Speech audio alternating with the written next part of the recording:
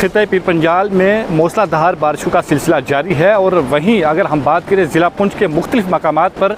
موسلا دھار بارشوں کی وجہ سے جہاں فصلوں کا بڑے پیمانے پر نقصان دیکھنے کو ملا ہے، وہیں کئی مقامات سے یہ بھی خبریں موصول ہوئی ہیں کہ وہاں پر زمین کھسکنے کی وجہ سے رہائشی مکانات کو بھی نقصان پہنچا ہے۔ ضلع پونچھ کی تحصیل مہنڈر کے بالا کوٹ اور سنجوٹ علاقہ میں جو ہے وہ گزشتہ شب یعنی کہ جمعہ رات اور جمعہ کی درمیانی شب جو ہے وہ شدید بارشوں کی وجہ سے زمین کھسکنے سے 5 رہائشی مکانوں کو جو ہے وہ شدید نقصان پہنچا ہے۔ 5 رہائشی مکان جو ہے وہ کافی ڈیمیج ہوئے ہیں۔ اسی کے ساتھ ساتھ ایک جو ہے وہ مذہبی مقام یعنی کہ ایک مدرسہ بھی جو ہے وہ اس کی زد میں آیا ہے۔ ایس ٹی ایم مہنڈر کے مطابق یہ بتایا جا رہا ہے کہ اس حوالے سے اسپیشل ٹیمز جو ہے وہ تشکیل دی گئی تھی جو کہ علاقہ میں گئی اور انہوں نے ریسکیو کر کے مقامی پولیس اور مقامی لوگوں کی مدد سے ریسکیو کر کے جو متاثرہ خاندان تھے انہیں حفاظتی مقامات پر جو ہے منتقل کیا گیا ہے تاکہ کوئی مزید جانی نقصان نہ ہو، اور ٹیمیں بھی وہ نقصان کا جائزہ لگا رہی ہیں کہ کس کا نقصان جو ہے وہ کتنا ہوا ہے، اور جلد از جلد جو ہے یہ جائزہ لگا کر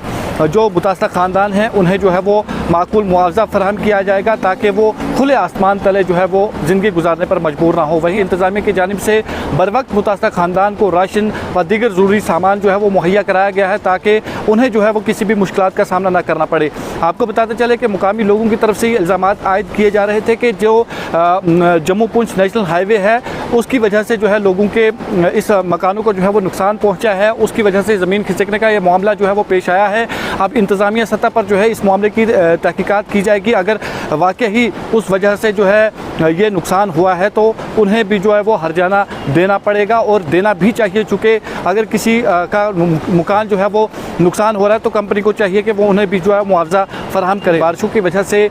5 رہائشی مکان جو ہے وہ منہدم ہوئے ہیں اور ساتھ ہی ساتھ ایک مدرسہ بھی جو ہے وہ اس زد میں آیا ہے۔ مدرسے میں بھی جو بچے زیر تعلیم تھے انہیں بھی جو ہے بروقت حفاظتی مقام پر منتقل کیا گیا ہے۔ انتظامیہ کی جانب سے بھرپور کوشش کی جا رہی ہے کہ متاثرہ خاندان تک ہر ممکن جو ہے وہ سہولیات فراہم کی جائیں تاکہ انہیں جو ہے کسی بھی قسم کی مشکلات کا سامنا نہ کرنا پڑے۔ مقامی لوگوں کی طرف سے بھی جو ہے وہ انتظامیہ سے اپیل مطالبہ کیا گیا ہے کہ جلد از جلد جو متاثرہ خاندان ہیں انہیں جو ہے وہ ان کے نقصان کا تخمینہ لگا کر انہیں معقول معاوضہ فراہم کیا جائے تاکہ وہ دوبارہ سے جو ہے اپنے مکانات تعمیر کر کے وہاں پر اپنی زندگی گزر بسر کر سکیں۔ وہیں آپ کو بتاتے چلے کہ کئی سارے مقامات سے یہ بھی خبریں موصول ہوئی ہیں کہ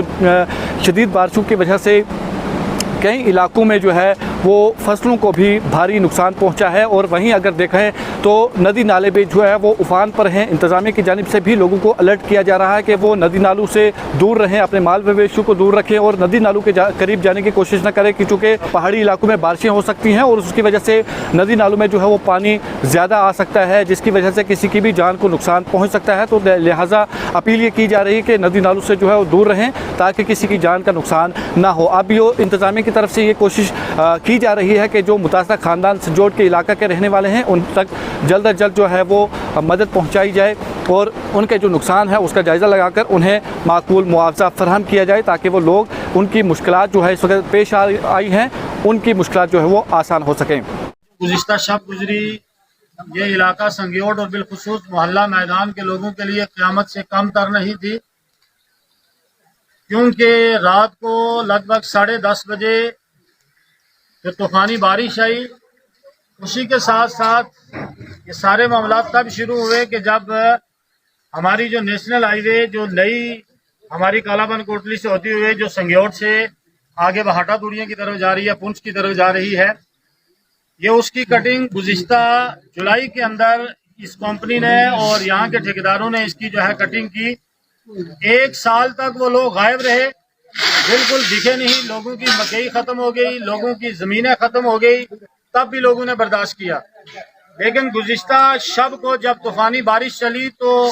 جو نیشنل ہائی وے ان کی نئی کٹنگ ہے، آج سے 2 مہینہ قبل ان لوگوں نے یہاں پہ کٹنگ کی اور بڑی بڑی پیچھے جو ہے انہوں نے ایک ڈیمیں نکالی، جس ڈیموں کے اندر آج لگ بھگ 1 مہینے سے بارش ہوئی اور وہاں پانی جمع ہوا، جس میں لگ بھگ 2 سے 3 کلومیٹر یہ جو محلہ میدان ہے اس کے اندر یہ پورا علاقہ زد کے اندر آیا۔ آپ یہ سامنے تصویروں کے اندر دیکھ رہے ہیں کہ یہ میرا ذاتی مکان ہے، میں علاقہ سنگیوٹ سے تعلق رکھتا ہوں اور طارق جمیل میرا نام ہے، میرے والد گرامی محترم الحاج محمد دین ہے۔ تو یہ پوری میری بستی، پورا میرا علاقہ اس وقت آپ دیکھ رہے ہیں کہ رات 10 بجے سے لے کر اس وقت تک یہ میری پوری علاقہ سنگیوٹ چنڈیال کی یہ پبلک جو ہے یہاں پہ حاضر ہے. لیکن مجھے افسوس کے ساتھ یہ کہنا پڑتا ہے کہ یہ پوری لگ بھگ 2100 اسکوائر فٹ کی جو تعمیر کردہ مکمل بلڈنگ تھی، جو لگ بھگ آج سے 10 سال پہلے تعمیر تھی، جس کے اندر میں اور میرے بچے بالکل سو رہے تھے. اچانک نیچے روڈ کی وجہ سے جب سلائیڈنگ شروع ہو گئی تو یہ مکان اس کی صد میں آیا. آپ یہ پیچھے دیکھ رہے ہیں کہ یہ 2 منزلہ عمارت جو ہماری مدرسہ فیضان القرآن کے نام سے یہ منسوب ہے،